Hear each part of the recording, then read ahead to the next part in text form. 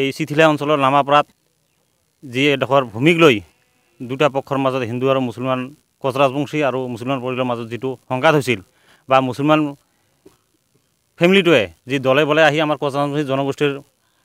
মানুহখিনিক মাটিডোখৰ যিজন মানুহৰ দখলত আছিল তাক যে মাৰপিট কৰিছিল সেই সিদিনাখনে আমি খবৰ পাই ঘটনাৰ পিছদিনাখনে ইয়ালৈ আহিছিলোঁ আৰু আমি আজি দ্বিতীয়বাৰৰ বাবে আজিৰ এই স্থান আহিলোঁ আৰু মানুহখিনিক খা খবৰ ল'লোঁ কিন্তু এটা পৰিতাপৰ আৰু দুখৰ বিষয় যে আজি লামাপাৰাত হোৱা ঘটনাটোক লৈ আমাৰ এই অসমৰে নামনি অসমতে শক্তিশালী এটা ভূমিকা থকা দুটা ছাত্ৰ সংগঠনে যি অভিযোগ আনিছে যে সিহঁতে কৈ আছে যে লামাপাৰাত যিটো ঘটনা হৈছে এইটো BTRৰ EM অৰূপ কুমাৰ দেৰ উচতনিত হোৱা বুলি তেখেতে কৈছে কিন্তু আমি সদৌ কোচে ছাত্ৰ সন্থাৰ ফালৰ পৰা স্পষ্টভাৱে ক'ব বিচাৰিছোঁ যে আমাৰ ভূমি আমাৰ মাটি আমি খিলঞ্জীয়া হয় আমি আদিম মানুহ হয় এই অঞ্চলৰ আমাৰ মাটি বেলেগে দখল কৰিব আমাক আহি দলে বলে আহি মাৰপিট কৰিব সেই মানুহখিনিক ৰক্ষণাবেক্ষণ দিয়াৰ কাৰণে BTRৰ EM অৰূপ কুমাৰ দেৰ দায়বদ্ধতা আছে আৰু সিহঁতে কৈ থাকে যে এইখন চৰকাৰ হ'ল আমাৰ খিলঞ্জীয়া চৰকাৰ আৰু সিহঁতে খিলঞ্জীয়া মানুহক ৰক্ষা কৰাৰ কাৰণে আগবাঢ়ি আহিছে চৰকাৰৰ এজন প্ৰতিনিধি হিচাপে ইয়ালৈ আহিছে তেখেতক দোষাৰোপ কৰাটো একেবাৰে অন্যায় আৰু মূৰ্খামিৰ কথা সিহঁতে হয়তো নাজানে যে অৰূপদয় যিখিনি পক্ষৰ যি কোচ ৰাজবংশী মানুহখিনিৰ হৈ ইয়ালৈ আহিছে বুলি তেখেতসকলে অভিযোগ আনিছে মই ক'ব বিচাৰোঁ যে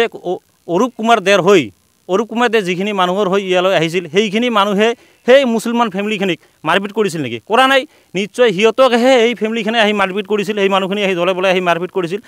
লাঠিৰে কোবাই জং লৈ জলকীয়াৰ গুৰি লৈ আহি দলে বলে আহি মহিলা পুৰুষক মাৰপিট কৰিছিল গতিকে এইটো কেনেকুৱা কথা হ'ল সিহঁতে অৰূপ কুমাৰ দে কিয় দোষাৰোপ কৰি আছে অৰূপ কুমাৰ দে নিজৰ সমষ্টিৰ জাগা হয় আৰু নিজৰ খিলঞ্জীয়া মানুহৰ সুৰক্ষাৰ কাৰণে তেখেতে আগবাঢ়ি অহাটো কেতিয়াও অন্যায় হ'ব নোৱাৰে আৰু এইটো বেয়া কথা হ'ব নোৱাৰে আমি অৰূপ কুমাৰ দেক ধন্যবাদহে জনাইছোঁ যদি সিদিনাখন তেখেতে ইয়াত উপস্থিত নাথাকিল হয় তেখেতৰ PSO দুজন যদি ইয়াতে উপস্থিত নাথাকিল হয় সেইটো ভিডিঅ' ক্লিপে কৈছে যে তেখেতৰ PSO দুজনে বহুত সিহঁতক ৰক্ষা কৰাৰ কাৰণে আগবাঢ়ি গৈছিল সিহঁতক ৰাখিছিল নহ'লেতো সিদিনা কি জানে আমাৰ মানুহখিনি সিহঁতে মাৰি পেলালেহেঁতেন গতিকে অৰূপ কুমাৰ দেৰ গাত ইয়াত কোনো ধৰণৰ দোষ নাই ৰাজনৈতিকভাৱে বেলেগ বেলেগ পন্থা থাকিব পাৰে বেলেগ বেলেগ বিভাজন থাকিব পাৰে কিন্তু আমি কোচ ৰাজবংশী সচেতন যুৱক হিচাপে এই অঞ্চলৰ বাসিন্দা হিচাপে ক'ব বিচাৰিছোঁ অৰূপ কুমাৰ দে যিখিনি কাম কৰিছিল তেখেতে ভাল কামেই কৰিছিল তেখেতে উচিত কামেই কৰিছিল এই ক্ষেত্ৰত তেখেতক দোষাৰোপ কৰিব নালাগিছিল আৰু মই BTRত নামনি অসমত প্ৰভাৱ থকা দুটা ছাত্ৰ সংগঠনলৈ মুকলিভাৱে প্ৰশ্ন কৰিছোঁ সিহঁত যদি নিৰপেক্ষ হয় সিহঁতে শান্তিৰ দূত লৈ বাৰ্তা লৈ ইয়ালৈ আহিছে শান্তি কেতিয়া আহিব যদি আপোনালোকে শান্তিৰ বাৰ্তা লৈ ইয়ালৈ আহিছে যদি আপোনালোকে সঁচাই ঘটনাটোক ডাঙৰ কৰিব বিচৰা নাই শান্তিপূৰ্ণভাৱে সমাধান কৰিব বিচাৰিছে তেনেহ'লে আপোনালোকে সেই যিকেইজন বেছি দোষী ব্যক্তি আছে পলাতক হৈ আছে